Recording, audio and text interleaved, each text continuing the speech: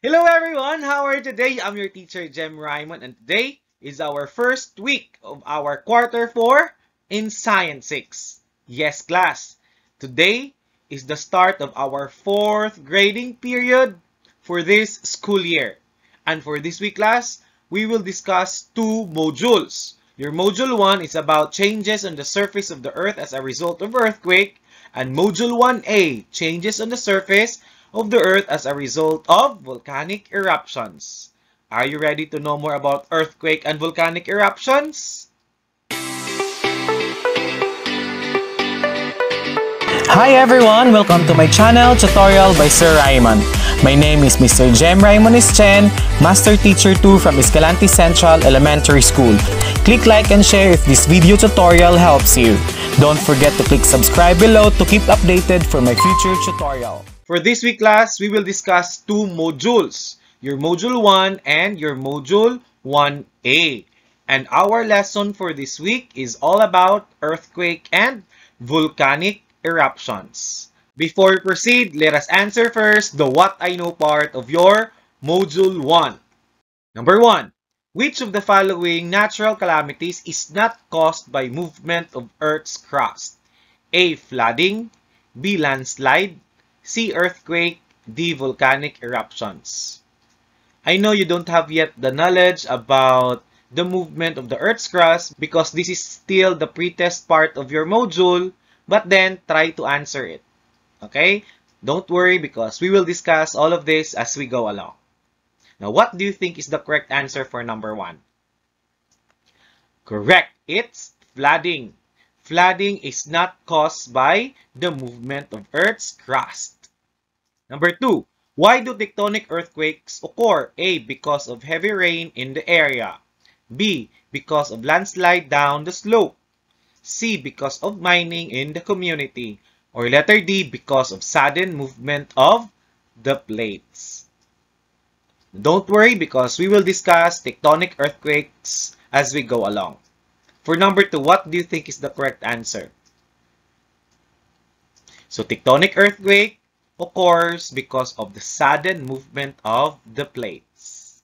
Number 3, which type of earthquake occurs when the Earth's crust breaks due to geological forces on rocks and adjoining plates? A. Volcanic earthquake, B. Tectonic earthquake, C. Artificial earthquake, or letter D. Man-made earthquake. What do you think is the answer for number 3? Correct! It's letter B. Tectonic earthquake. Number 4. Which kind of natural phenomenon will likely happen when ground shaking loosens rocks and soil, which causes them to slide and bury the area below the mountain? A. Tsunami, B. Landslide, C. Sand blows, or letter D. Ground rupture. The answer is correct. It's landslide. Number 5. Which natural phenomenon refers to the huge wave produced when an earthquake occurs under the sea? A. Flooding, B. Typhoon, C. Tsunami, or letter D. Storm surge. Yes, the answer is tsunami. Number 6. Which of the following is an effect of earthquakes? A. Flooding, B. Ash cloud, C. Fertile soil, or letter D. Ground rupture. Correct. It's ground rupture. For question number 7, to the diagram below, the diagram shows the occurrence of an earthquake. The question is, based on the above or the given illustration, which is the point of origin of the earthquake? A. X, B. Y, C. Z, or letter D. X and Y. Based on the illustration class, which point there is considered as the point of origin of the earthquake? Correct, it's letter X. Now using the same illustration class, which point is the epicenter of the diagram? Correct, it's letter Y. Don't worry because we will discuss all of this as we go along. Number 9. Which type of earthquake will occur because of the movement of magma within the volcanoes? A. Natural, B. Tectonic, C. Volcanic, or letter D. Man-made? Obviously, yes, you have clue there. So the answer is volcanic earthquake. Number 10. How do convection currents in the asthenosphere happen? A. Heat and pressure cause the movement of molten rocks. B. Force and pressure cause the movement of molten rocks. C. Energy and pressure cause the movement of molten rocks. Or letter D. Gravity, force, and pressure cause the movement of molten rocks. Yes, the answer here is heat and pressure cause the movement of the molten rocks. So don't worry class because this is still the what I know part of your module. So tinitest lang dito kung ano yung nalalaman mo tungkol sa ating lesson for today. All of this, we will discuss this as we go along. Our first objective for this week class is to describe the changes of the Earth's surface as a result of earthquakes. Answer first the what's in part of your module. Have you ever experienced an earthquake? Nakaranas ka na ba class ng paglindol? What are the possible things that you will do during an earthquake? Ano kaya yung gagawin mo kapag nagkalindol? Complete the concept map below by preparing a similar illustration and selecting your answers from the choices given below. Yung mga nakikita niyo dito class, ito yung pagpipilian mo at ito yung mga possible na pwede mong gawin kapag nagkalindol. What do you think could be placed in our concept map here? What do you think? Correct. Kapag nagkalindol class, you have to drop, cover, and hold. Just like you see here on the screen. Next. Yes, kapag nagkalindol class, get cover under a sturdy table. Kapag nasa loob ka ng isang building o ng isang bahay at kapag nagkalindol, kinakailangang maghanap ka ng matitibay na lamesa o mapagtataguan mo. Posible kasing mabagsakan ka ng mga kisame class. So that's why you have to find sturdy table to cover your body. Next, some more. Cover your head with a hard object. So importante class, maghanap ka din ng isang bagay na pwede mong gamitin pang cover ng ulo mo. Next. Yes, kapag nagkalindol class, stay away from falling objects. Layuan mo yung mga nahuhulog na mga bagay class. Pwede ka kasi mabagsakan yan. Ano ba yung pwede mong gawin kapag nagkalindol? Correct. Go to an open field. Kapag nasa labas ka na ng building class, pwede kang maghanap agad ng open field. Okay? Yung mga walang puno, malayo sa mga building. Kasi kapag nagkalindol, yung pinaka-safe na lugar ay ang open field. Next. Yes, better run outside. So, kung nasa labas ka na ng isang building, kapag nagkalindol, tumakbo ka na kaagad, going to an open field. Pero, kung nasa loob ka ng isang building, kahit lumabas ka pa, kahit tumakbo ka pa at gusto mong lumabas, tsak na maaabutan ka pa din ng mga nahuhulog na mga bagay. So, it's not safe to run out from that building kung nasa loob ka na ng building kung nangyayari yung paglindol. Pero kung nasa loob ka na ng building, you have to drop, cover, and hold. Yan yung pinaka-safe na gawin. So, these are the possible things that you will do kapag nagkalindol. Good job! Now, are you familiar with earthquake class? O yung paglindol? And how do you think earthquake affect the Philippines or affect us? Paano kaya nakaka-apekto yung paglindol sa atin? Now, bakit kaya lumilindol class? At ano kaya yung dahilan kung bakit nagkakaroon ng tinatawag nating earthquake? Alam nyo ba class, noong unang panahon, sabi ng ating mga scientists, na yung ating kontinente, yung ating mga isla ngayon, isang buong isla yan noong unang panahon, katulad lamang na nakikita ninyo ngayon sa inyong screen. Parang ganito, isang buong isla lamang ang ating mga kontinente. At tinawag nila itong Pangaea. Pero sa pagdaan ng panahon, gumalaw at nagkahiwa-hiwalay ang mga ito sa iba't ibang isla na katulad nito. Sa ngayon, this is now the present location of our continents. At alam nyo ba, patuloy na gumagalaw ang mga ito even up to this day. Ano kaya yung evidence ng ating mga scientist class kung bakit nila nasabi na magkadugtong yung mga continents natin noon?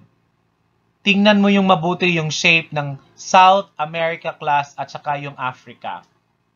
What if pagdugtungin natin sila? Yes! Ito yung isang evidence class na dati magkadugtong talaga yung ating mga continents. No, nung unang panahon. Now, ano kaya yung dahilan kung bakit gumagalaw ang ating mga kontinente?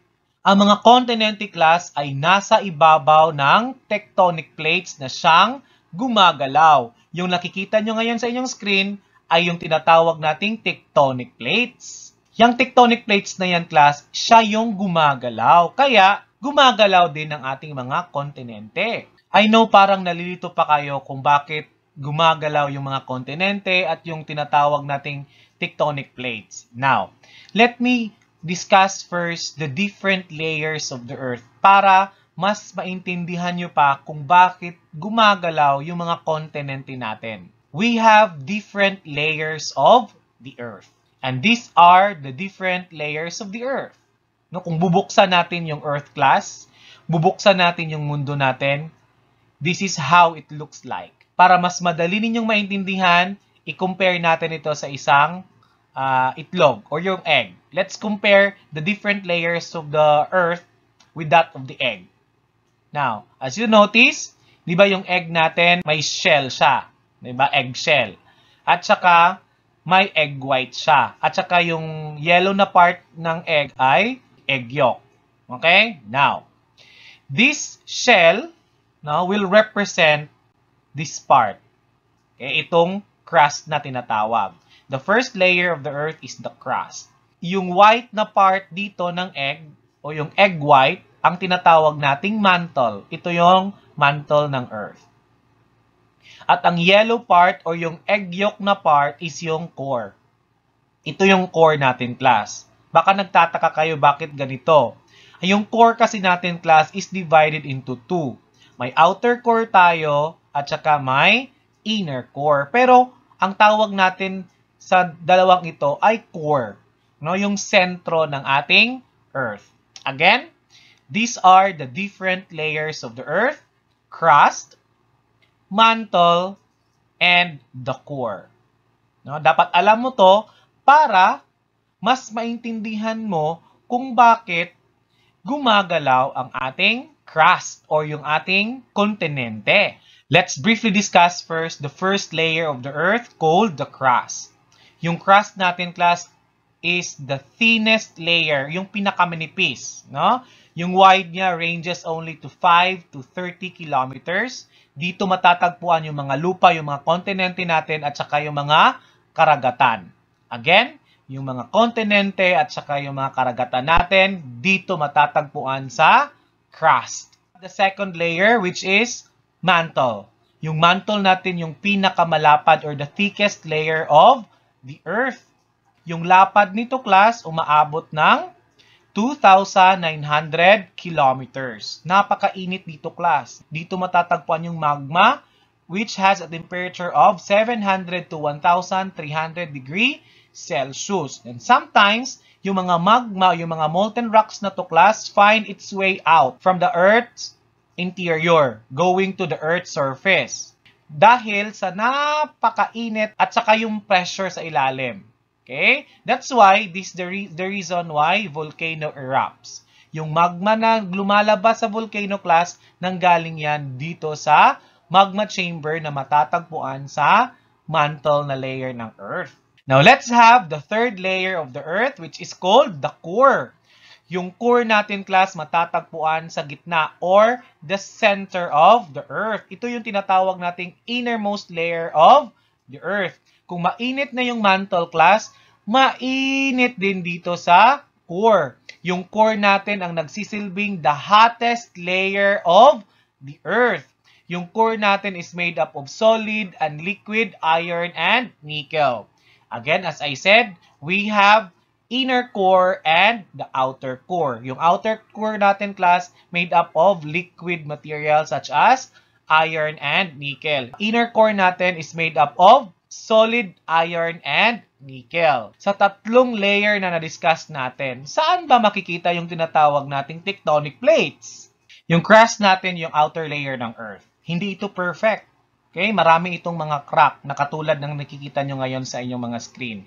Yung crack na yan, class, yung parang puzzle. Nakakita ka na ba ng puzzle? Yung every piece ng puzzle, class, or every piece na nakikita nyo ngayon sa inyong mga screen, ay yung tinatawag nating mga plate. Ang tawag natin sa mga pieces ng crust na yan ay tectonic plates. Tulad ng puzzle, class, may mga boundary ang mga tectonic plates natin. Yung mga broken lines dito, class, yung white lines dito, ito yung tinatawag nating mga plate boundary. Okay? Katulad nito, isang plate yan. Okay? Yung boundary ng plate na to at saka dito ay ito yung, class. Yan. Okay? So, yung mga lines dito, class, again, ang tinatawag nating mga plate boundaries. Again, ito yung mga plates, class. Yung mga red mark naman dito ay ang tinatawag nating mga plate boundary. Para ma-visualize nyo pa yung mga plates, class, let's have this one. Yan. So, nakikita ninyo, ito yung iba't ibang major plates, major tectonic plates ng Earth. Ito yung North American plate. We have also the South American plate. At nanonotice ninyo, class, sakop ng isang plate ang kontinente natin at saka part ng ocean or karagatan. Hindi ibig sabihin na yung kontinente lang ang nasa loob ng isang plate. Pwede ring sakop din ito yung karagatan natin. Take note, may mga lupa din sa ilalim ng ocean natin, di ba? These are the different plates of our Earth. Ang mga tectonic plates na to, class, ay makikita sa gitna ng crust and sa ibabaw ng mantle. Mayroong malaking kinalaman ang paggalaw ng tectonic plates sa paglindol o earthquake. Bakit gumagalaw ang tectonic plates? Bakit gumagalaw yung North American plate, yung Eurasian plate, yung African plate? Bakit ito gumagalaw? Malalambot at maiinit kasi yung mga bato sa ilalim ng tectonic plates, class, kaya ito gumagalaw. Kapag gumalaw ang mga tectonic plates, lindol ang bunga nito. Ang paggalaw ng mga plates pwedeng mag-collide or convergent.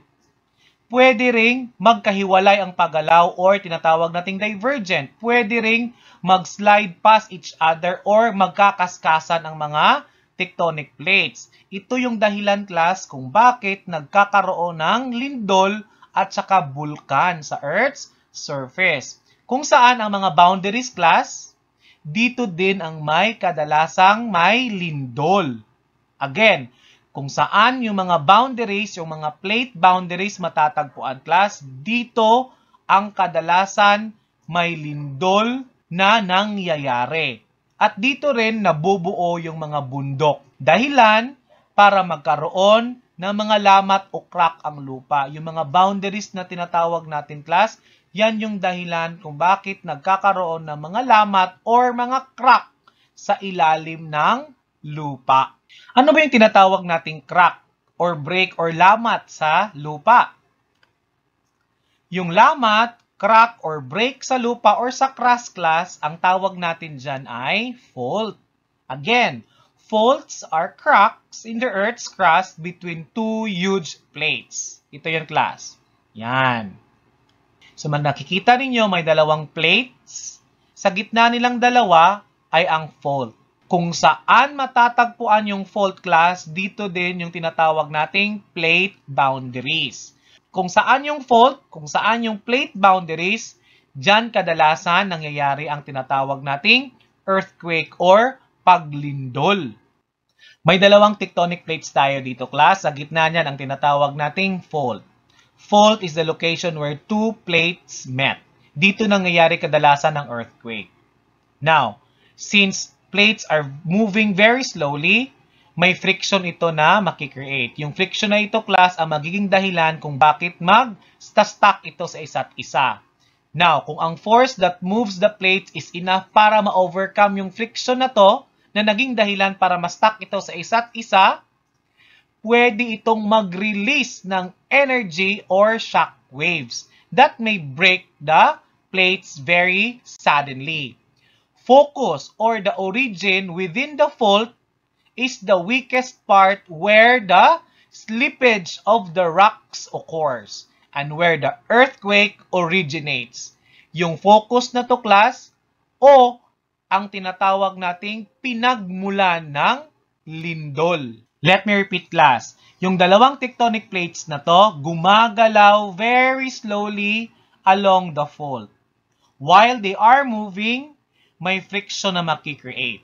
Okay? Yung friction na yan, class, yung magiging dahilan din kung bakit nasta-stuck or parang magsta-stop ito sa paggalaw. Pero kapag enough na yung force para ma-overcome yung friction na to, magre-release ito ng energy. Kapag na-release na yung energy, ito na yung dahilan kung bakit lumilindol. Kung saan nanggaling yung lindol, ang tawag natin dyan ay focus. Okay? As you notice, class, ito yung crust natin. Okay? Ito yung lupa na tinatayuan natin. Ito yung tectonic plates. Yung tectonic plates, makikita ninyo na nasa gitna siya ng crust at saka yung mantle. Ito yung mantle, class. Okay? At yung gumagalaw, yung tectonic plates, ito yung class. Okay? Gumagalaw yung mga tectonic plates na to kasi itong part na to ay malambot or mainit, no? Or tinatawag nating mga magma. Yung mga magma, class, yung mga bato na malalambot na maiinit. Parang liquefied solid rocks. Parang ganon. Pero napakainit, no? Or molten rocks nga na tinatawag. Siyempre, kasi para siyang liquid, gumagalaw yung part na to. Ito yung dahilan kung bakit gagalaw yung tectonic plates na ito. Since yung crust ay nasa ibabaw ng tectonic plates, gagalaw din yung crust natin kapag gumagalaw yung tectonic plates. Now, sa sinabi ko na kanina, ito yung fault. Okay? May dalawang plates tayo dito. Ito, isang plate ito. Ito din, isang plate yan. Pero dahil gumagalaw yung tectonic plates natin sa ilalim, at saka may break dito, ito yung lamat o yung crack ng ating lupa. Habang gumagalaw ang ating tectonic plates, sa sinabi ko na kanina, may friction na makikreate. Okay? Parang ganito, class, oh. Parang ganyan. Gumagalaw yan, hindi yan humihinto sa paggalaw. Pero, as years passed, at grabe na yung tension, grabe na yung stress na andito, na nalikom over the years. Kasi hindi yan nagsastop sa paggalaw. Kaya lang, wala na siyang gagalawan pa. Kasi nga, grabe na yung friction dito sa part na to. Or yung stress na tinatawag. At yung energy na ipon siya over the years. Dahil napakatindi na ng stress dito or napakatindi na ng pressure sa part na to, there will become a time that it will release the energy, no, that it possess for how many years? Try to observe this. At ito yung mangyayari kapag na-release na yung energy ng dalawang plates na to na nalikom for how many years? Tingnan niyo mabuti yung kamay ko. Yan. Kapag na-release na yung energy na nailikom ng dalawang plates for how many years, then it will create this what we call earthquake or paglindol. At dito yan mangyayari sa focus, class. Ito yung tinatawag natin yung focus. Yung focus na to, class, ito yung origin ng earthquake. Dito nagsimula yung earthquake, yung paglindol. Dito yung part na kung saan naipon yung energy. Dito yung part na na-stuck ang dalawang tectonic plates sa isa't isa for how many years. Dito rin na i-release yung energy na sinasabi natin. Yung energy na yan, class, yan yung marirelease. And that will produce earthquake above the Earth's surface. Now, ang lugar directly above the focus o pinagmula ng lindol ay tinatawag nating epicenter. No, the area above the focus is called epicenter. The epicenter is the place where strong shaking of the ground is felt. Ito yung lugar, class, na kung saan matindi ang damage na magagawa kung may malakas na lindol. Again, ang tawag natin sa lugar directly above the focus is yung epicenter. Ito yung focus, class. Nasa itaas na bahagi nito ay yung tinatawag nating epicenter. Okay? Kung may lindol na mangyayari at malakas ang lindol, itong part na to, ang matindi ang pinsala ang magagawa ng lindol.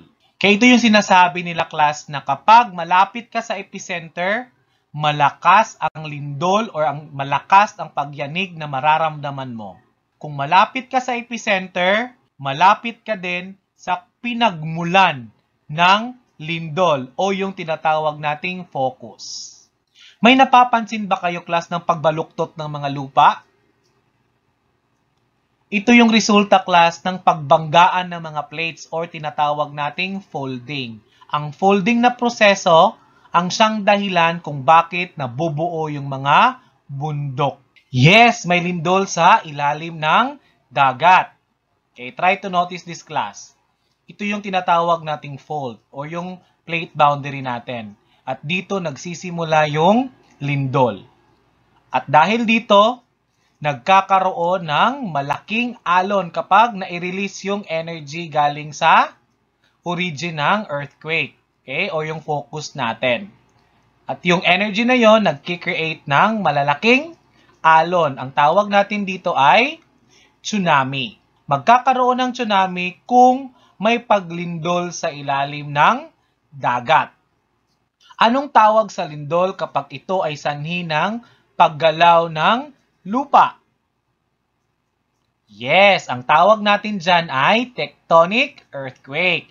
Tectonic earthquake is caused by sudden movement of the Earth's crust. Now, paano natin malalaman kung gaano kalakas ang lindol? The motion of the ground during the earthquake is measured by this instrument called seismograph. Yung nakikita nyo ngayon sa screen ay halimbawa ng isang seismograph. Yung seismograph ang ginagamit panukat ng lindol o earthquake. Seismo means earthquake. Now, dito sa Pilipinas, class, ang nangangasiwa sa lindol ay ang PHIVOLCS. PHIVOLCS means Philippine Institute of Volcanology and Seismology. Sila yung nag-aaral kung gaano kalakas ang lindol. At hindi lang lindol, pati din sa mga volcanic activity, just like volcanic eruption. Now, what is the difference between magnitude and intensity? Magkapareho ba ang dalawang ito? Of course not. Magkaiba ang magnitude at saka intensity. Pero ano nga ba talaga ang ibig sabihin ng magnitude at saka ng intensity ng earthquake? Magnitude is the energy released by an earthquake at the focus. Yung magnitude, class, ang siyang tumutukoy kung gaano kalakas ang lindol, kung gaano kalakas ang enerhiya na pinapalabas galing sa source ng earthquake. It is calculated from earthquakes recorded by an instrument called seismograph. Yung seismograph, class, malalaman niya kung gaano kalakas ang magnitude ng lindol. In measuring the earthquake magnitude, we use also this what we call Richter scale. This was developed by Charles F. Richter. He is an American seismologist. We use this Richter scale para ma-describe or mailarawan kung gaano kalakas ang lindol. Ano naman ang ibig sabihin ng intensity? Intensity is the strength of an earthquake perceived and felt by people in a certain locality. Intensity is generally higher near the epicenter. Intensity measures how much damage earthquake caused on the surface of the earth. This may also refer to the effects of the destruction on the buildings, in the infrastructure, the crops, as well as the casualties of the earthquake on earth. Okay? Sa madaling salita, class, ang intensity ay yung epekto ng lindol sa iba't ibang bahagi ng lugar sa surface sa earth. Remember this, class. Isa lang ang magnitude ng earthquake or lindol. Pero yung intensity, maaaring iba-iba sa bawat lugar sa Earth's surface. Okay? Again, isa lang yung magnitude ng earthquake, pero maaaring magkakaroon ng iba't ibang intensity o epekto ng lindol sa iba't ibang lugar dito sa Earth. Mas malakas ang intensity o ang epekto o ang destruction ng isang earthquake kung malapit ito sa epicenter, okay? O sa sentro ng lindol. Pero kung malayo ka sa epicenter at nakaramdam ka ng pagyanig o paglindol, meron pa ding intensity yung lugar na kung saan ka nakatira pero mahina na. Okay? Unlike dun sa malapit sa epicenter. Malapit sa epicenter, malaki or malakas ang intensity o ang epekto nito. Pero kung malayo ka na sa epicenter, meron ka pa din naman na nararamdamang pagyanig, pero hindi na gaanong malakas i-compare mo sa malapit sa lindol o sa source ng lindol. In the Philippines, we use PHIVOLCS Earthquake Intensity Scale in measuring the earthquake intensity. Intensity 1 described as scarcely perceptible. 2 is slightly felt. 3 weak. 4 moderately strong. 5 strong. Intensity 6 very strong. Intensity 7 destructive. Intensity 8 very destructive. Intensity 9 devastating. And intensity 10 completely devastating. I will give you examples to describe each intensity of the earthquake. For intensity 1 class, hindi siya masyadong maramdaman. Okay? So, mahina lang yung lindol kapag nasa intensity 1 ang iyong scale. Now, para naman sa intensity 2 class, medyo nahahalata na natin ang paggalaw ng lupa. Kasi, kapag may baso kang hinahawakan na may lamang tubig, ang tubig glass medyo gumagalaw na. At yung mga nakasabit, medyo unti-unti na rin gumagalaw. That is intensity scale number 2. Ang intensity 3 naman, nararamdaman na natin na may lindol. Lalo na sa mga tao na nasa mataas na gusali. At yung iba naman, medyo nahihilo na. Tapos, mas napapansin na talaga ang paggalaw ng mga bagay na nakasabit at yung mga tubig sa baso, gumagalaw na din. Sa intensity 4 naman class, kumakalampag na yung mga baso, mga pinggan, mga kutsara, mga tinidor ninyo sa bahay, pati na rin yung mga bintana at medyo gumagalaw na din yung mga dingding at haligi ng inyong mga bahay. Para sa intensity 5, kung ikaw ay natutulog, magigising ka talaga kapag umuuga na ang lupa. Natatapo na din yung mga tubig sa baso class at umuuga na din yung mga sasakyan na nasa park lang. Yan yung intensity number 5. At para naman sa mga gamit sa bahay, nauusog na din yung mga mabibigat na bagay sa bahay, parador, kama at lahat na. Umuuga na rin yan yung intensity number 6. Sa intensity 7, nahulog na yung mga kagamitan natin sa bahay at natutumban na din yung mga mabibigat na bagay katulad ng parador at pati yung mga poste glass. Nabibitak-bitak na rin yung sa intensity 8 class, hihirapan na yung mga tudlay,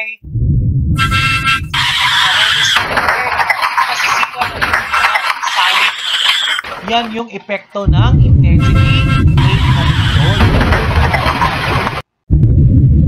Sa intensity 9 na gas, hindi na talaga pinatay ng tao dahil sa lakas ng lindol. Sira-sira na yung mga tulay, mga gusali, poste at mga tower ng mga cell sites. Yan kalakas ng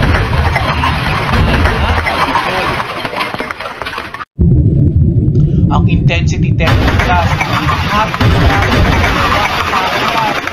bahay, gusali, mga tulay, at lahat na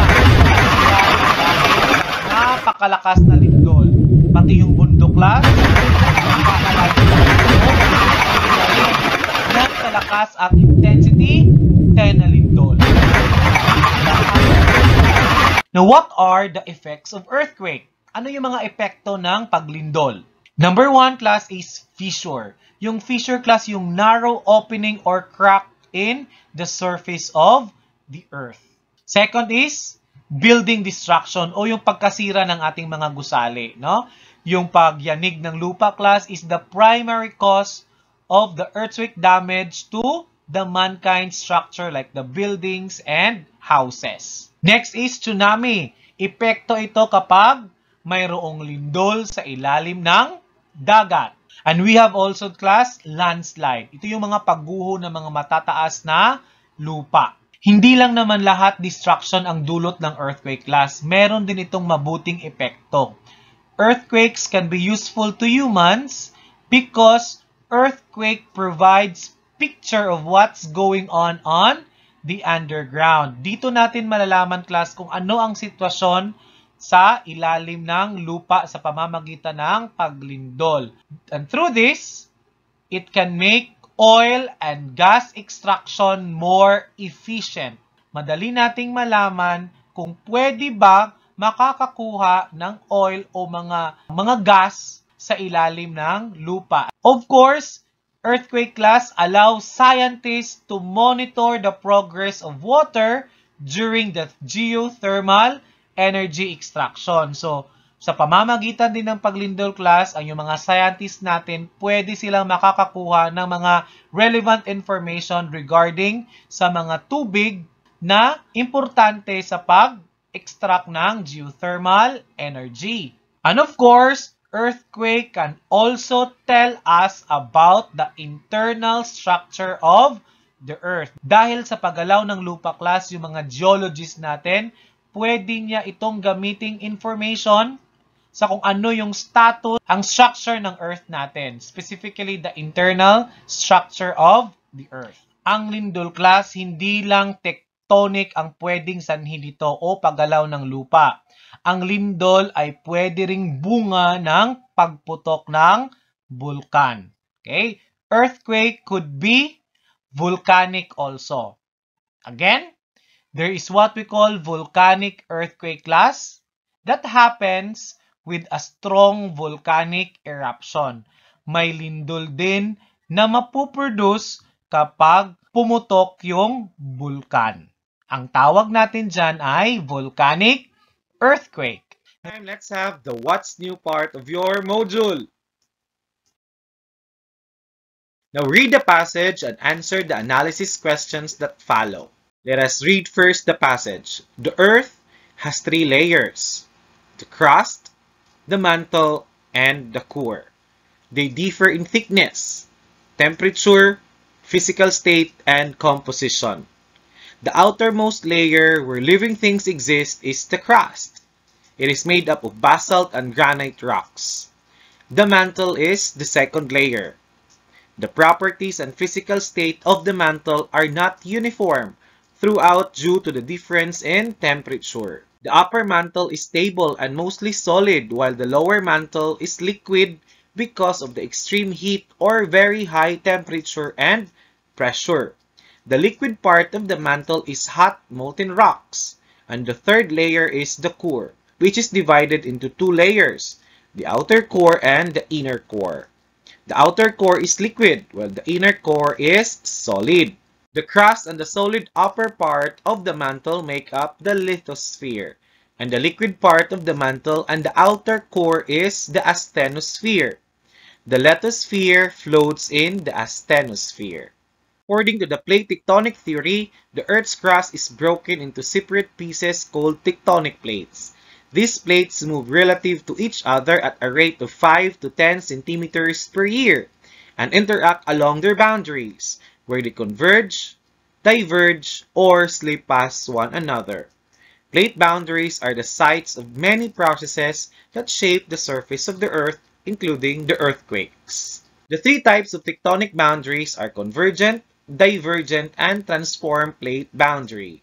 A convergent boundary occurs when two plates move towards each other. A divergent boundary happens when two plates move away from each other. Earthquakes are common along divergent boundaries. Two plates sliding past each other forms transform plate boundary. So this is how to illustrate the three types of plate boundaries. Heat and pressure in the asthenosphere cause the movement of molten rocks. The movement is referred to as convection currents. The movement of molten materials breaks the rocks in faults or cracks in the crust and cause seismic waves. Seismic waves are waves that travel through the Earth's layers and give out low-frequency energy. They are recorded using seismograph.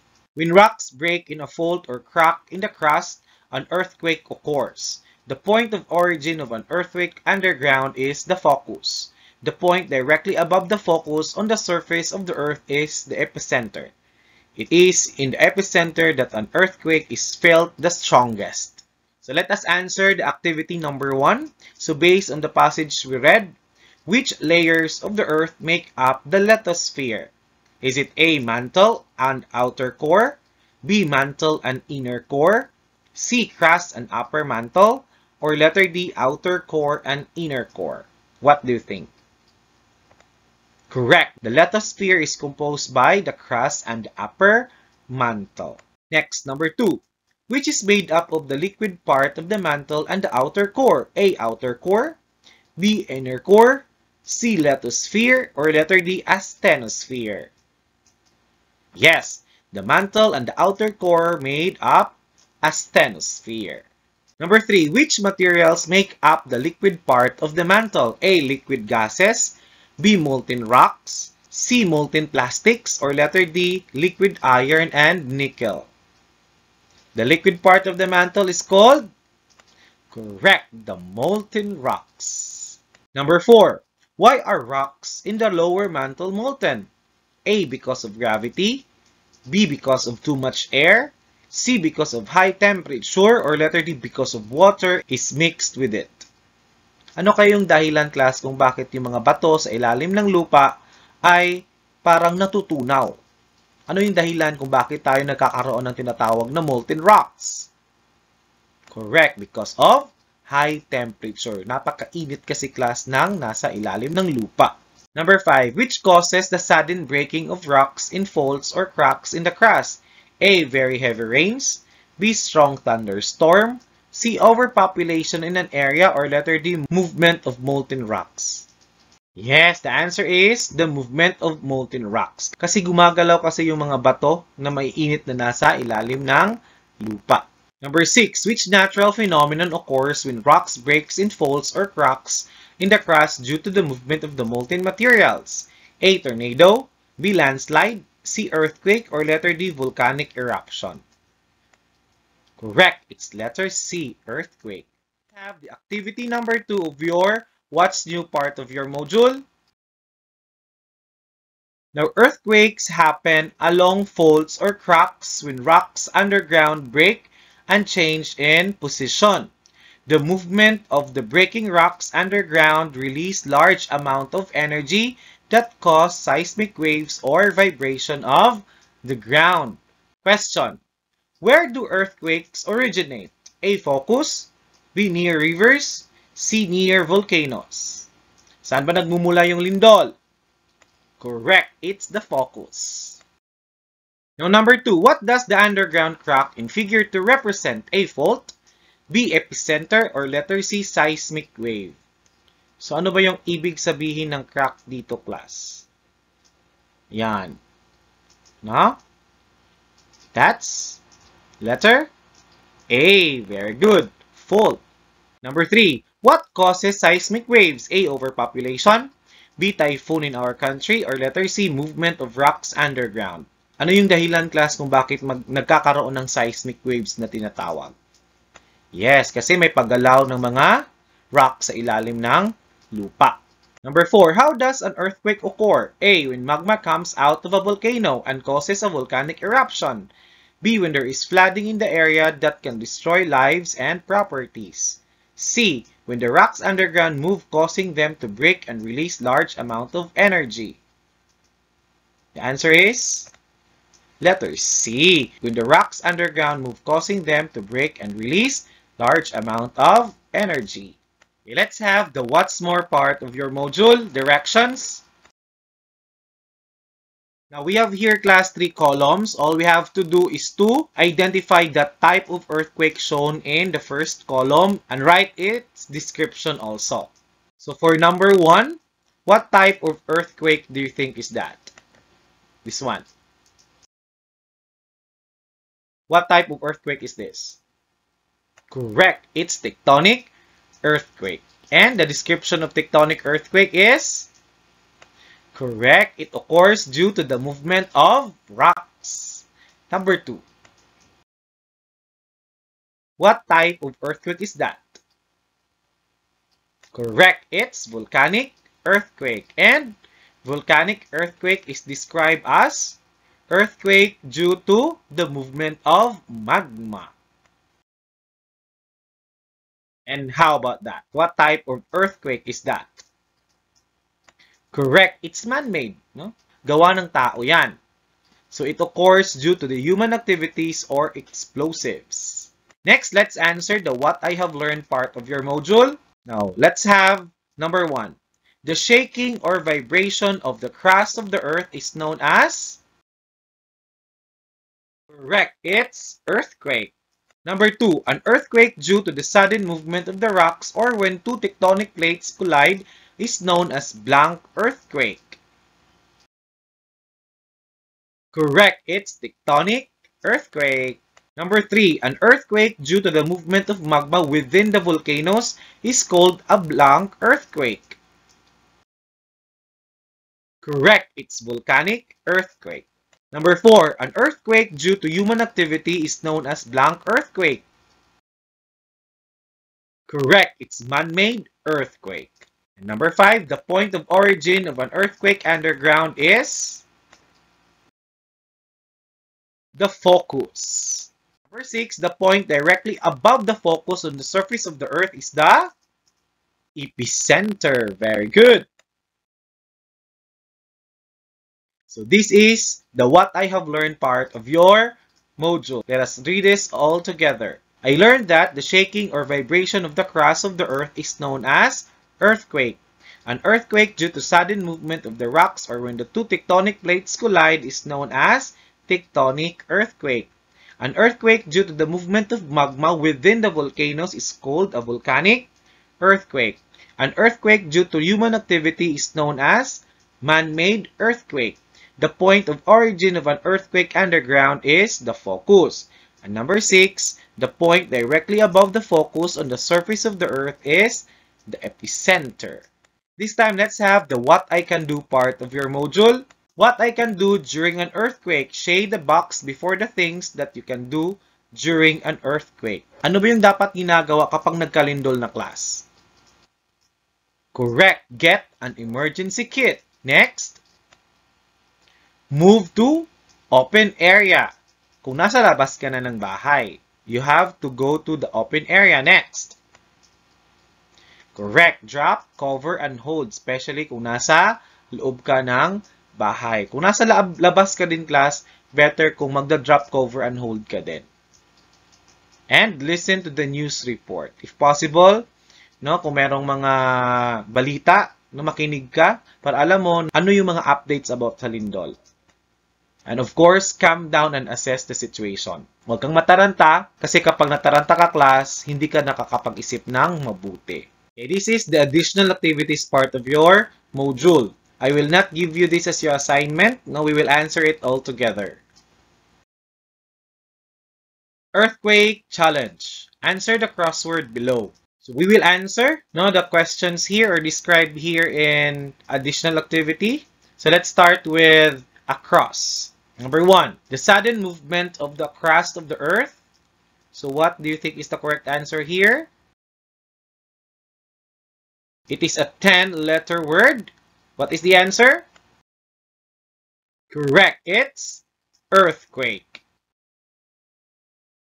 Number 2, the type of earthquake that happens when two tectonic plates collide against each other. Yes, that's tectonic earthquake. Number 3, the agency of the government that monitors earthquake. The answer is PHIVOLCS. Correct. Number 4, nasa down part na tayo ng puzzle class at saka may A na tayo na na-identify, no? Number 4, the type of earthquake caused by the movement of magma in volcanoes. Correct, it's volcanic. Number 5, equipment used to measure the magnitude. So may mga letters na tayong nabuo dyan. Yes, it's seismograph. And the last one for the down part of the puzzle, the point where earthquake energy is felt strongest. Answer is epicenter. So this is now the additional activities part of your lesson 1. Let's proceed to the lesson 2 of your module 1. This is entitled Changes that Occur on the Surface of the Earth as the Result of Earthquake. So again, this is the what's in part of the module. Direction: rearrange the scrambled letter in each number to form a word by answering the question after it. So number 1, what do you call the exact point above the origin of the Earth? What do you think? Correct, it's epicenter. Number 2, what phenomenon involved shaking of the ground due to the plate movement? Correct, earthquake. Number 3, what type of earthquake occurs during the movement of plates? Anong klase ng earthquake class kapag ang dahilan ay ang pag-move ng mga plates? Correct, it's tectonic. Number 4, what agency of the government monitors earthquake? Correct, it's PHIVOLCS. Number 5, what do you call the origin of the earthquake? Correct, it's focus. This time, let's have the what's new part of your lesson 2, still in your module 1. Direction: look at the pictures. Put a check mark if it shows an effect of earthquake and X if not. Number 1, tsunami. Is tsunami an effect of an earthquake or not? What do you think? Correct. It's an effect of an earthquake. Number 2, how about typhoon? Is typhoon an effect of an earthquake? So, walang kinalaman yung earthquake class o yung lindol sa pagkakaroon ng bagyo. Number 3, landslide. May kinalaman ba yung landslide class o epekto ba yan ng lindol? What do you think? Yes, pwede, no? Pwede dahilan ng landslide ay ang lindol.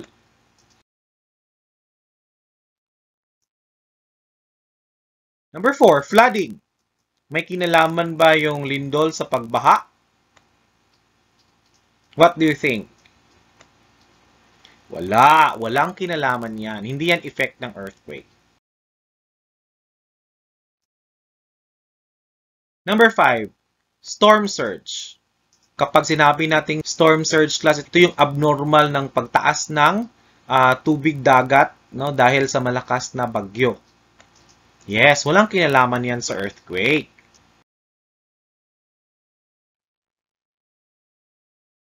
Number 6, ground rupture. Kapag ito na yung nangyari sa ating mga kalsada. Yes, obviously, that is an effect of an earthquake.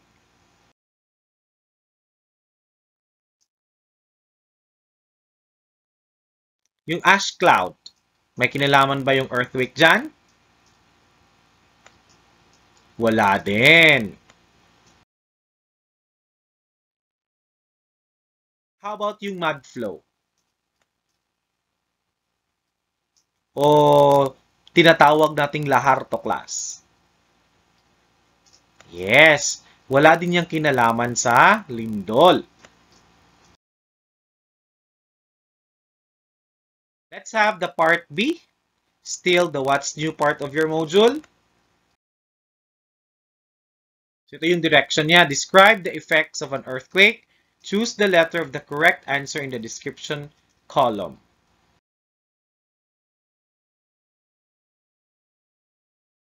Okay, let's have number 1. How do you describe landslide? What do you think is the correct answer here?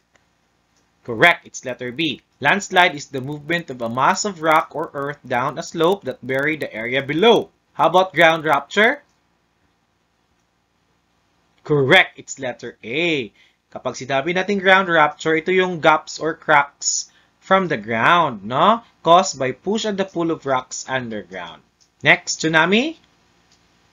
Yes, tsunami is a huge wave, no? That sweep inland caused by undersea earthquake. Kapag yung lindol, yung origin ng lindol, naganap sa ilalim ng dagat, then may posibilidad na magkakaroon yan ng tsunami. Okay, let's have the what's more part of your module still in your lesson 2. Enumerate 4 effects of earthquake on Earth's surface. So magbibigay tayo class ng epekto ng earthquake, 4 lang. Yung possible answer dito ay pwede landslide, pwede ding tsunami, pwedeng ground rupture, and ground shaking. So ito yung mga epekto ng paglindol. Let's have the what I have learned part of your module. Directions. Read each item carefully. Choose your answers from the words inside the box. Number 1. A series of huge waves caused by undersea earthquake is called? Obviously, that's tsunami. Very good. To blank are cracks or gaps in the ground caused by an earthquake. Correct. That's ground rupture. The movement of massive rocks or soil down a slope due to the ground shaking and bury the area below is an effect of an earthquake known as? Correct. Landslide. Or an effect of earthquake that causes soil and rocks to looseness. Correct. It's ground shaking. 5. An earthquake can indirectly cause fire on people's homes. Now let's have the what I can do part of your module. So earthquakes often come without warning. It will bring many changes to the surface of the earth. Most of the time, it is destructive. If it happens, people in the area of calamity will be affected.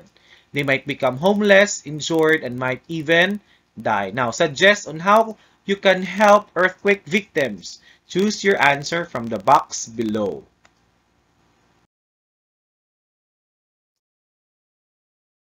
Now, ano kaya yung pwede mong gawin class sa mga nabiktima ng mga lindol? Yes, pwede kang mag-donate ng mga damit mo, donate clothes and other things they need. Pwede din namang money, no? Pwede kang mag-donate ng pera para makabili sila ng kanilang mga kinakailangan. Next, and letter D, donate food for them to survive. Kung hindi ka makakapagbigay ng pera, pwede ring pagkain na lang. So ito yung pwede mong gawin class sa mga nabiktima ng mga lindol. So this is your lesson 2 additional activities. The illustration below shows some of the effects of earthquake. Name of each effect by completing the letters to form a word in each number. So number 1, what do you think is that? Obviously, that's tsunami. Very good. Next, how about number 2? You can use the illustration for number 2. Correct. It's ground rupture. Next, number 3. Obviously, that's landslide. Okay, this time, let's have the assessment. Yung lesson 1 na muna, no, na assessment ang kukunin mo. Now, for your assessment in lesson 1, your time starts now.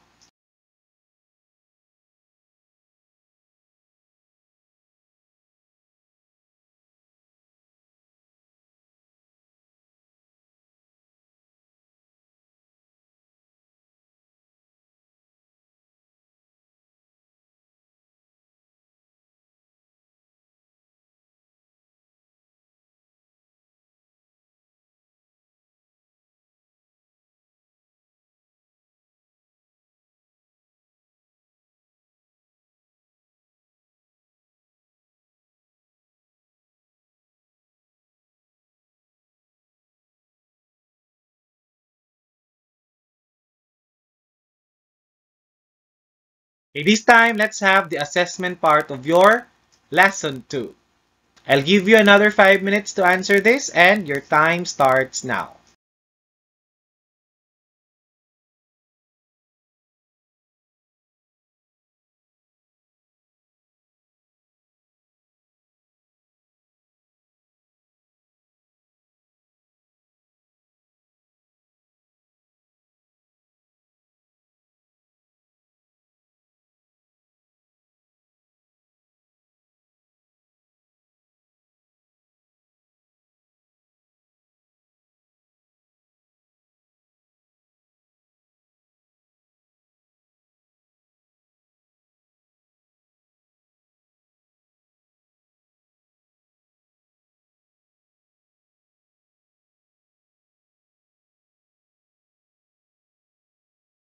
Let's proceed to the Module 1A, okay, entitled Changes on the Surface of the Earth as a Result of Volcanic Eruption.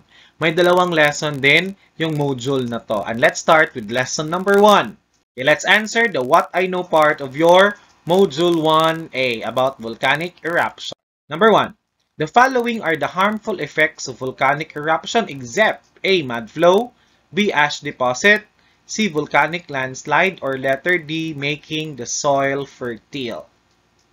Kapag sinabi nating harmful, class, nakakasira siya. No? Nakakasira ang hindi maganda yung epekto. Pero alin dyan ang hindi harmful? Correct. Making the soil fertile. Kasi beneficial effect yan eh. Number 2. Which of the following will likely form when ash from a volcanic eruption and water from typhoon rains combine? A. Acid rain, B. Fertilizer, C. Lava flow, or letter D. Mud flow. Kapag nagkasabay yung pagputok ng vulkan, class, of course, may mga ash yan, di ba? So, kapag umulan ng malakas, may bagyo, nagmix na yung ash at saka yung tubig ulan, ano yung mabubuo? Correct, it's mud flows, or yung lahar na tinatawag nila. Number 3, which volcanic material refers to molten rocks inside a volcano? A. Magma, B. Lava flow, C. Ash deposit, or letter D. Volcanic rock. Yes, it's called magma. Number 4, which natural phenomenon will happen when lava, rocks, gases, and other hot materials from the interior of the earth are thrown out of the volcano? A. Tsunami, B. Landslide, C. Earthquake, or letter D. Volcanic eruption. Yes, that's volcanic eruption. Number 5. Which causes the rocks to melt in the interior of the earth? A. High pressure, B. Gravity of the earth, C. Very high temperature, or letter D. Forces beneath the surface. Yes, it's because of the very high temperature. Napakainit kasi ng nasa ilalim ng lupa. Number 6. How can a volcanic eruption bring positive effect? A. It emits different gases to atmosphere. B. It can cause damage to the environment. Or letter C. It makes the soil fertile. Or letter D. It can displace people. Yes, it makes the soil fertile. That's the beneficial or positive effect of volcanic eruption. Number 7. Which volcanic material can rise up to 35 kilometers and cover sunlight to reduce the temperature of the atmosphere? A. Lava, B. Ash cloud, C. Ash deposit, or letter D. Gas emission? Yes, the ash cloud. Again, class, pretest pa lang ito ng Module 1A mo, tatalakay natin ito maya-maya. Lahat ng mga ito, don't worry. Number 8, which is referred to as the molten rocks inside the volcano? A. Lava, B. Rocks, C. Ashes, or letter D. Magma? Correct, it's magma. Number 9, how do volcanic eruptions happen? A. Because of low temperature inside the earth, B. Because of high pressure inside the earth, C. Because of ashes inside the earth, or letter D. Because of the gases inside the earth? Correct, because of the high pressure inside the earth. That's why there is a volcanic eruption. Number 10, what builds up inside the earth as a result of high temperature? A. Lava, B. Ashes, C. Gases, or letter D. Pressure? Yes, because of high temperature, there will be much pressure also inside the earth. Our objective now, class, is to describe how volcanic eruptions occur. And how do you think this natural phenomenon like volcanic eruptions affect the Philippines also or affect us? Paano nakakaapekto ang pagputok ng bulkan sa atin? Does it bring any changes on the Earth's surface? May pagbabago ba sa surface ng Earth sa pamamagitan lang ng pagputok ng bulkan? Or does it affect the lives of many organisms here on Earth? We will answer all these questions as we go along our discussion on volcano. Na yung mga ashes, class, yung mga kumukulong putik, na mainit na mga bato, galaw ng galaw at hindi mapakali, no? Ang mga putik na yan, class, sa bulkan ay naghahanap ng lalabasan dahil sa matinding init sa ilalim nito. Humahanap at gumagawa ito ng paraan para lumusot at lumabas yung mga putik na yan patungong Earth surface. Tumutulak ito pataas at ang paglindol ay maaaring sanhi ng paggalaw ng mga putik na yan or magma sa loob ng bulkan. Now, by the way, what do we mean by volcano?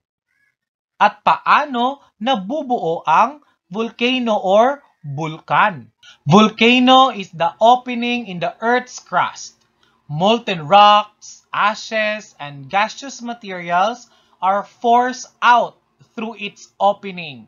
The opening of the volcano is called the crater. Yung bunganga ng bulkan, class, ang tawag natin dyan ay crater.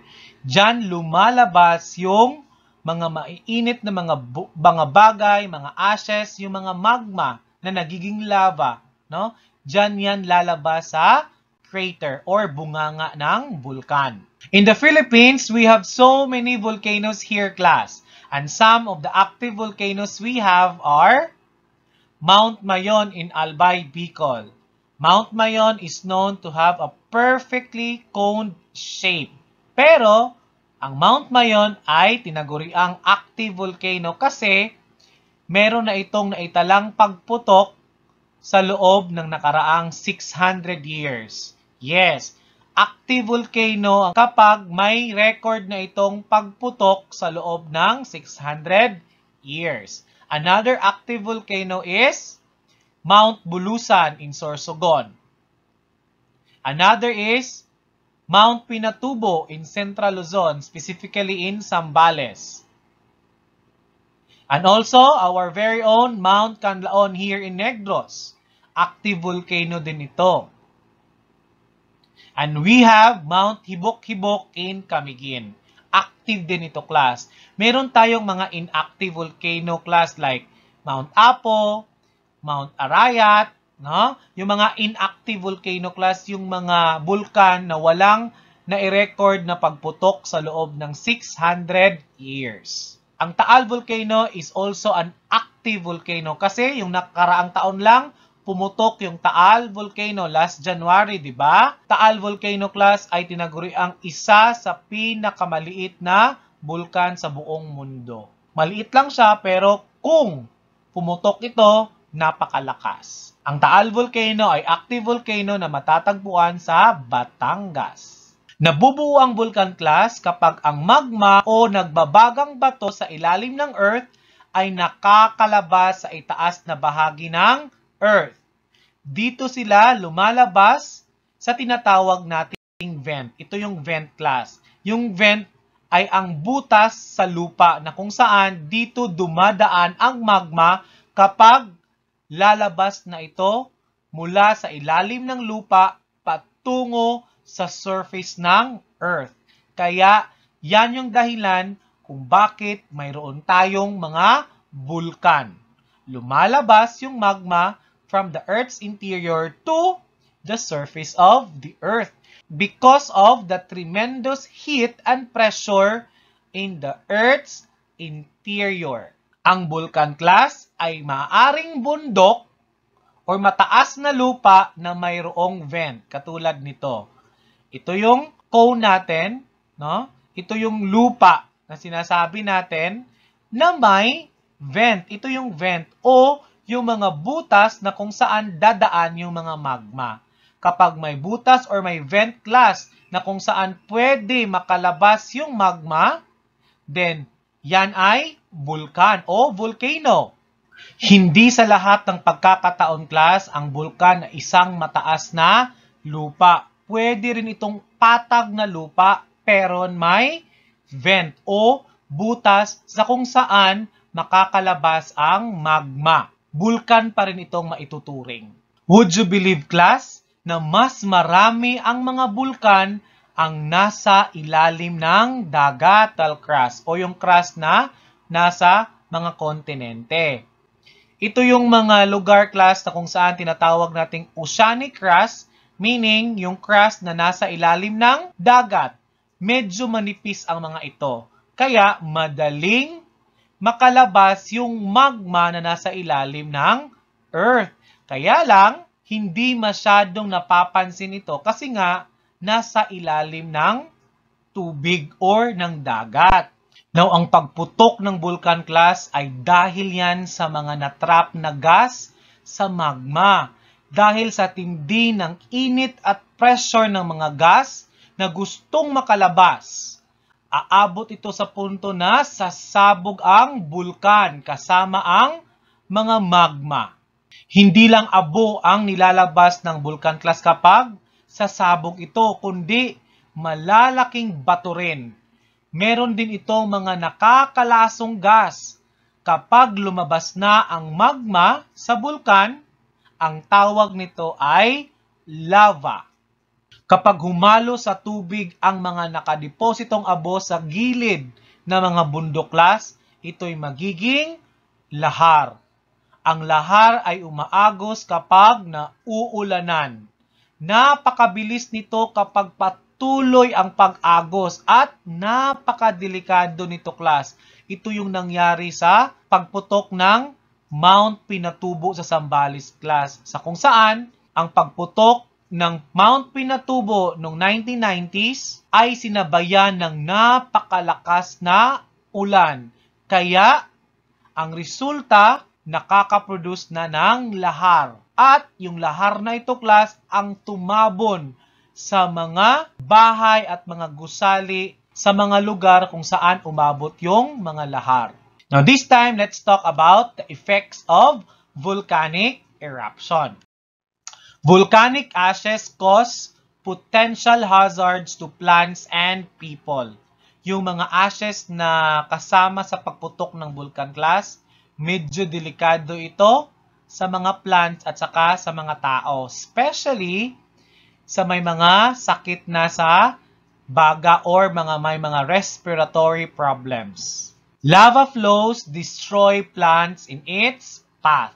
Lahat ng madadaanan ng lava class, yung mga tanim, yung mga animals, lahat ng madadaanan nito, tsak na mamamatay kasi napakainit nito. Ito yung mga magma pa class nung nasa ilalim pa siya ng lupa. Kapag lumabas na ito, nagiging lava na.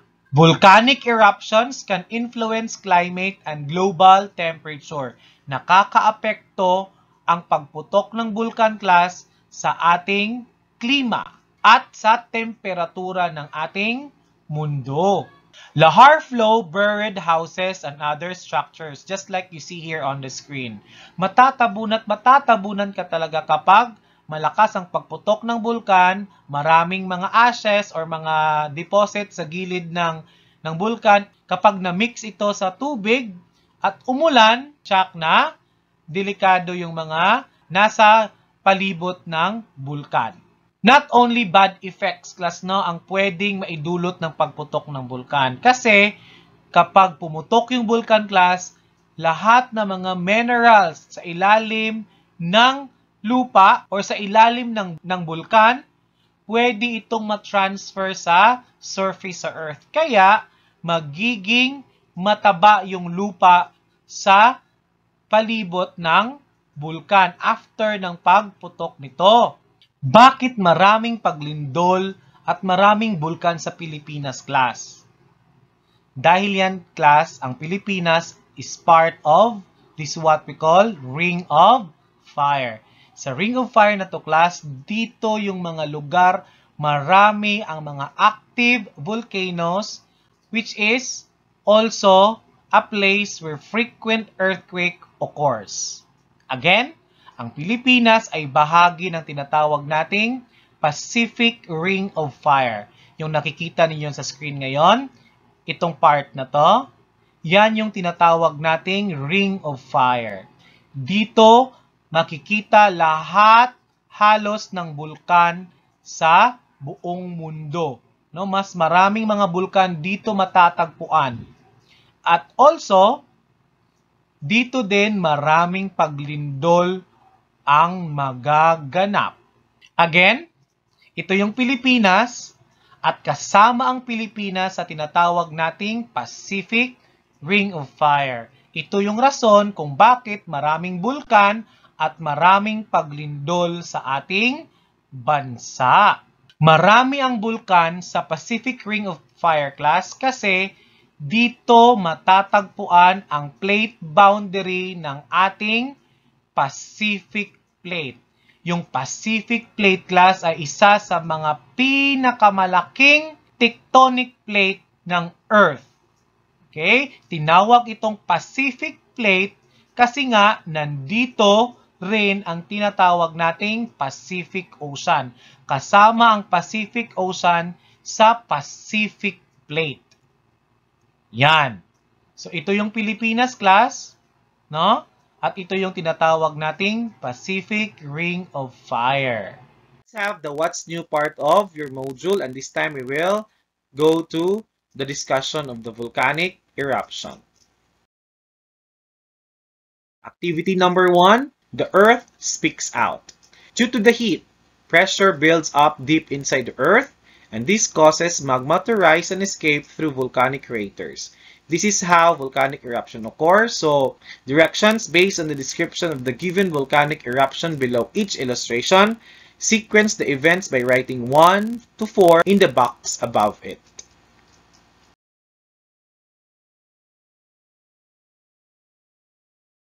So, ano kaya yung una na mangyayari, class, when we talk about volcanic eruption? Alin dyan ang una dapat? Correct, yung number 2, no? Temperature inside the Earth is very high that causes the rocks to melt. Pressure builds up deep inside the Earth, reaching a critical status. Kapag nag-build na, kapag nagkaroon na ng high pressure because of the high temperature nga, no, sa ilalim ng lupa, ano yung mangyayari? Very good. Yung number 3 natin is pangalawang mangyayari yan. The magma rises and escapes through the hole created by the colliding plates because of pressure. Diyan na lalabas yung magma, class, no? Next, after that, ano mangyayari? Yes, number 3, no? Yung number 1 natin dyan, pangatlong mangyayari yan. Yung magma shoots up out of the volcano and runs down the side of the mountain. It also spills ash and gases. So, sa start na pumutok yung vulkan kapag yan na yung mangyayari. After that, obviously, ang number 4, pang-apat na mangyayari yan, the magma that comes out of the volcano flows down the slope of the volcano as lava flow. When a volcano continues to erupt over time, the lava will build up, forming a mountain. Okay, so may posibilidad na yung mga lava ay pwede ring makakabuo ng isang panibagong mountain din class. Let's have the part B. Still in the what's new part of your module. Answer the following questions below. Choose the appropriate descriptions that answers the question from the boxes provided below. So number 1, when does a volcanic eruption begin? Kailan magsisimula yung volcanic eruption? Kapag? Correct. Letter C. Temperature inside the earth is very high that causes the rocks to melt, and then pressure builds up deep inside the earth, reaching a critical status. Number 2. What will happen to the magma as a result of high pressure beneath the surface of the earth? Correct. It's letter D. Magma rises and escapes through the hole created by the colliding plates because of pressure. Number 3. What happens to the magma as it rises and escapes from the opening created by the colliding plates? Correct. It's letter A. Magma shoots up out of the volcano and runs down the side of the mountain. It also spills ashes and gases. Number 4. What happens to the magma when it comes out of the volcano? Correct. Letter B. The magma that comes out from the volcano flows down the slope of the volcano as lava flow. When a volcano continues to erupt, over time, lava will build up, forming a mountain. Okay, let's have the what's more part of your module. Directions. Volcanic activities are written inside the box below using the ladder organizer. Sequence the events about how volcanoes erupt. On the first step of the ladder, write what happened first and so on by writing the letters of activities. So, ano yung unang mangyayari again? Before pumutok yung vulkan?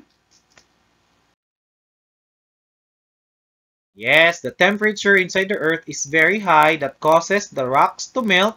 Pressure builds up inside the earth. Next, ano mangyayari kapag mataas yung temperatura at yung pressure inside the earth? Yes, the magma will start to rise and escape through the craters because of pressure. Magsisimula ng umakyat yung magma papuntang Earth's surface. Pagkatapos, yung magma, ashes, and gases shoots up out of the volcano. Kapag napakatindi talaga ng pressure inside the Earth, puputok na yung vulkan. At yung pang-apat naman, yung magma that comes out of the volcano crater flows down the slope of the volcano as lava. Lalabas na yung magma. Kapag lumabas na yung magma from the volcano, ang tawag na naman natin sa kanya ay lava na. Ito na yung sagot sa what's more part of your module. Let's answer the what I have learned part of your module. Read and answer the following items by choosing the word that correctly completes the given statements. Okay, number 1. I have learned that a volcanic eruption occurs because of very high acid temperature inside the earth. What's the answer? Correct. It's temperature. Number 2. Deep inside the earth, pressure lava builds up because of high temperature. Correct. It's pressure. 3. Magma is pushed up, down, and escapes through a hole called a vent. Yes, up. No? Let's read all together the what I have learned part. I learned that a volcanic eruption occurs because of a very high temperature inside the earth. Number 2, deep inside the earth, pressure builds up because of high temperature. And number 3, magma is pushed up and escapes through a hole called a vent. Next, let's have the what I can do part of your module. Read the task below. What I can do during volcanic eruption. So shade the box before the things that you must do to keep you safe during a volcanic eruption. So ano yung gagawin mo kapag pumutok na yung vulkan? Correct. Cover your nose and mouth with a damp cloth. Makakatulong yung basang bimpo, no? Para hindi masyadong pumasok sa katawan mo yung mga ashes. Next. Correct. Get the emergency kit. And calm down, no? Huwag kang mataranta and assess the situation. and evacuate to a safe place or evacuation area. So immediately lumayo ka, no? At pumunta ka sa designated evacuation area set by your government or local government officials there. And of course, listen to the news report, no? So from time to time, you have to listen to the news report for updates on the ongoing volcanic eruption in your place. And of course, pay attention to the warnings of the local government or local authority. So, kinakailangan makinig ka kung ano yung advice ng mga local officials niyo. Let's proceed to your lesson 2 entitled Changes that Occur on the Surface of the Earth as a Result of Volcanic Eruption. Direction: sequence the following events of volcanic eruption by writing 1 up to 4, with 1 referring to the first event and 4 as the last event.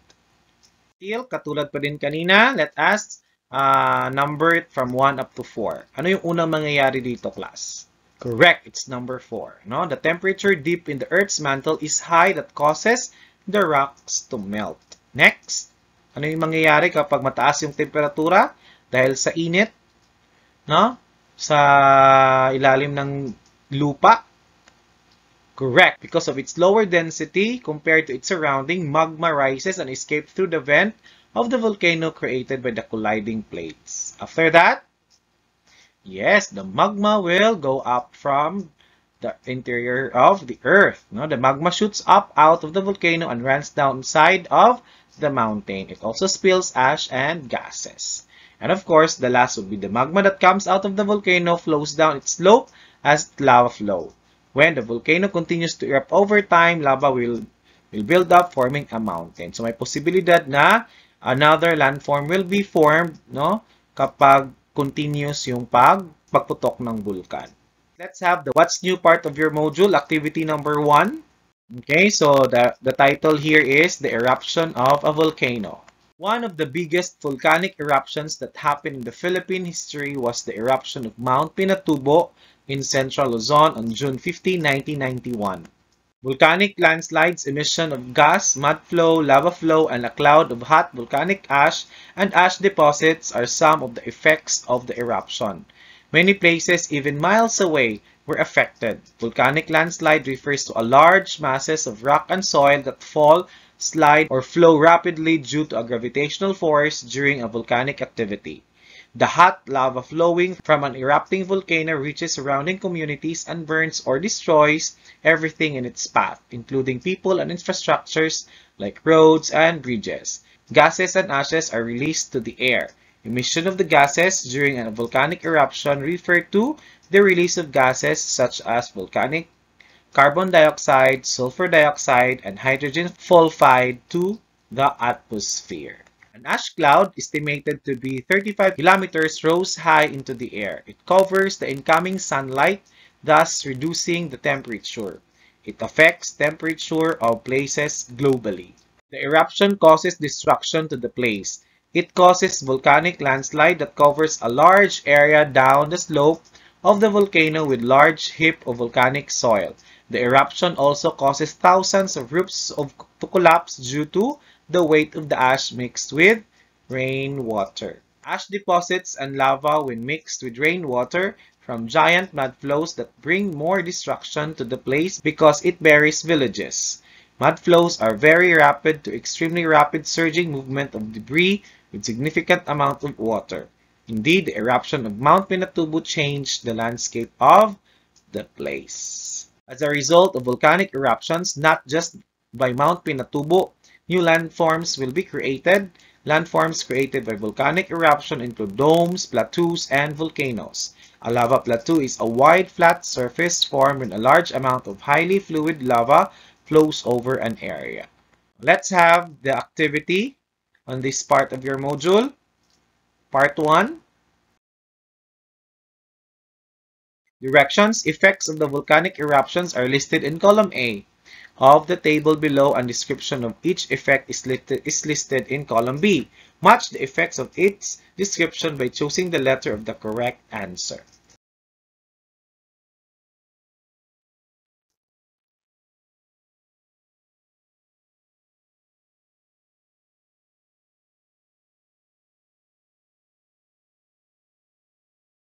Okay, number 1, volcanic eruptions can bring changes to the surface of the Earth. Next, volcanic eruption have beneficial and harmful effects on the environment. Meron itong maganda at meron din itong hindi magandang epekto sa environment natin, yung pagputok ng bulkan. Yung mga hindi magandang epekto ng pagputok ng bulkan, the harmful effects of volcanic eruptions are, yes, ash deposits, lava flow, mud flow, loss of lives, and volcanic landslide. Number 4, the beneficial effect of volcanic eruption is making the soil fertile. Yung isang magandang epekto ng volcanic eruption ay ang pagpapataba nito ng lupa sa paligid ng bulkan. Next, let's have the what I can do part of your module, direction. A volcanic eruption is a natural calamity that can bring danger to people's lives without warning. Victims are usually left with nothing but their lives. Directions suggest ways on how you can help victims of volcanic eruption. Choose your answer from the box below. Pagpipilian ka pa din kung ano yung gagawin mo kung sakasakaling may pagputok ng bulkan. Correct. Pwede kang mag-donate ng clothes or damit or other things that they need. Pwede rin mag-donate ka ng pera. No? Kung may excess ka na pera, pwede mong mag-donate yan for their basic needs. Not for them to buy their basic needs. And of course, pwede rin mag-donate tayo ng pagkain. No? Para kahit paano makakasurvive yung mga biktima ng mga pagputok ng bulkan. Let's answer the additional activities of your Module 1A all together. Ano kaya unang mangyayari before pumutok yung bulkan? Yes, temperature inside the Earth is very high, so pressure builds up. Dahil sa init, dahil sa pressure, sa matinding pressure inside the Earth, yan yung simula, no? Sa pagputok ng bulkan. Tapos, magma rises and escapes through the hole. And after that, puputok na yung bulkan. No? The magma shoots up out of the volcano and runs down the side of the mountain. And of course, the magma that comes out of the volcano flows down the slope. Ito yung pagkakasunod-sunod kung how volcano erupts. The additional activities part of your lesson 2 still in your module 1A. Read the descriptions of the effect of the volcanic eruptions below and supply the missing letters to complete the word before it. Ano kaya yung number 1? Ash deposits and mud mixed with the rainwater? Correct, it's mud flow. How about hot flowing lava from an erupting volcano? Correct, it's lava flow. Cloud of ash from an erupting volcano? Ash cloud. Ashes usually stuck on roofs of houses? Ash deposit. Correct. Large masses of soil that slide down the slope?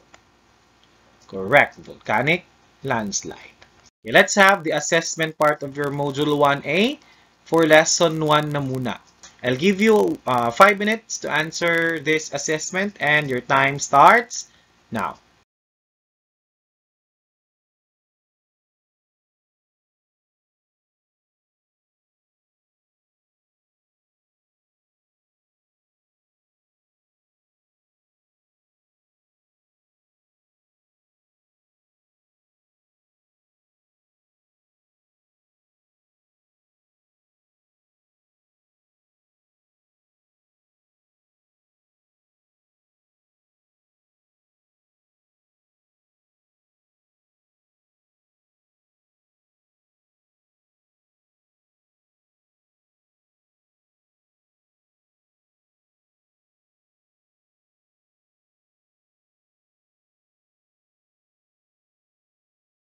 Okay, this time, let's have the assessment of your lesson 2 still in your module 1A. Still, I'll give you 5 minutes to answer this and your time starts now.